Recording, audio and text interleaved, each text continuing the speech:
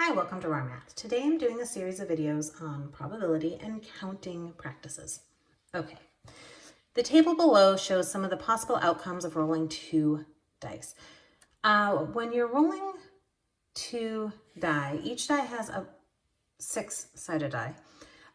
When you're rolling these two die, each die has 1 through 6. It's interesting to note that when you combine all of them, the number of ways that, and this is the number of elements in your sample space. This is our sample space. The number of ways that they can combine is we have 6 options for the first die. We have 6 options for the second die, which means in total number of options for the two die is actually 36. There's a lot of ways that the two die can come out because the 2 and 4, where the first die is 2 and the second is 4, is different than if the first die is 4 and the second is 2. It's considered 2 different rolls. And sometimes people just think 2-4 and 4-2 are the same thing, but it really isn't. Think of having a white die and a red die, and it matters which die has the 2 and which has the 4. Okay, so you don't always have this table, but it's really nice to see this table at the beginning to kind of understand how the different rolls come about. So how many events result in moving your token 6 spaces? Well, if you have the table, it's really cool because 6 is going to be a diagonal. 1 and 5, 2 and 4, 3 and 3, 2 and 4, 5 and 1. And you can count 1, 2, 3, 4, 5. The number that results in 6 is 5. But like I said, you are not going to have a nice table very often. So what I usually do is I create these outcomes. So I usually think if the first die is a 5, then 1, then the second is a 5. Well, then 5 and 1 is also a possibility. If the first die is a 2, the second is a 4, so 4 and 2 is also a possibility. And then I have 3 and 3. And then I can see that I have a total of 5 events possible.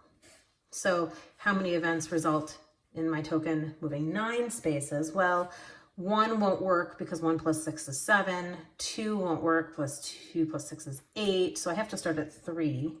3 plus 6 is 9. So that, of course, gives me 6 and 3. 4 and 5 gives me 5 and 4. And I already have the 6. So that means the number of events where my token at 2 die add up to 9 is 4. How many events result in moving your token? So this is like in Monopoly or something. 1 space. Well, the smallest I have on my table is 1 and 1. And that is 2 spaces if I'm like playing Monopoly. So there is exactly 0 events. This does not happen. There is no way I can roll 2 die and get a 1. 2 is my smallest sum. So sorry, that was out of screenshot. Okay, we'll move this up. Okay, so because 1 and 1 is my smallest, 2 spaces is my smallest number, so the number of events where I move at 1 spot, that's a big fat 0.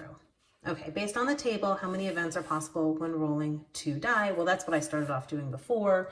6 events for the first die, 6 events for the second die, so there's 36 events total. How many outcomes have at least 1 die showing a 6? All right, so if you think about 6-1, 6-2, 6-3, and so on, there are 6 events for the first die. And then you think 1-6, 2-6, 3-6. There are 6 events for the second die. So you want to say 12. You want to say 12 because simply 6 plus 6 equals 12. But the problem is 6-6 is in both lists. And so you have to subtract the overlap. So there's actually 11 events.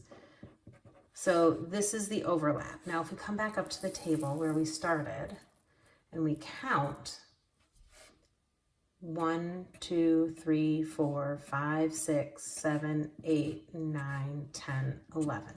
And it's 11 because, again, 6, 6 appears on both lists. It's an overlap, and you have to subtract out the overlap whenever you're dealing with comparing two possible events that have overlap.